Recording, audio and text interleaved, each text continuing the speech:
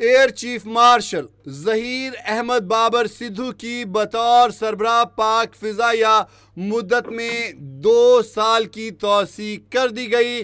पाक फ़िज़ाइया के सरबराह air chief marshal Zaheer Ahmed Babar Sidhu की मुद्दत मुलाजमत में तौसीक का नोटिफिकेशन भी जारी कर दिया गया है। इस हवाले से मज़ीद अपडेट देते हैं नुमाइंदा कैपिटल टीवी शाकिर अब्बासी हमारे साथ लाइन पर ही मौजूद हैं। जी शाकिर अब्बासी, अपडेट कीजिएगा।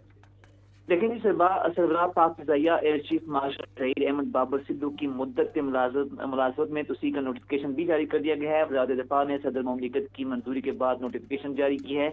Air chief marshal Zaheer Ahmed Babar की बतौर सरबराह पाक फ़िज़ाइया मुद्दत में 2 साल की तौसीक की गई है। Air chief marshal Zaheer Ahmed Babar की बतौर सरबराह पाक फ़िज़ाइया मुद्दत में तौसीक का जो इतलाक है वो 19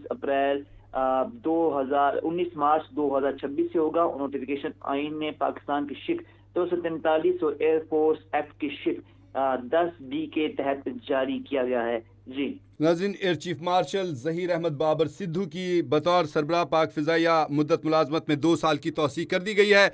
ये पाक फ़िज़ाइया के वही सरबराह हैं जिन्होंने जंग मई में भारत के 7 लड़ाका तैयारों को खाक चटाई जलाकर खाकसर कर दिया, टीन डब्बे की तरह ज़मीन पर गिराया और उसको जलाकर खाकसर कर दिया।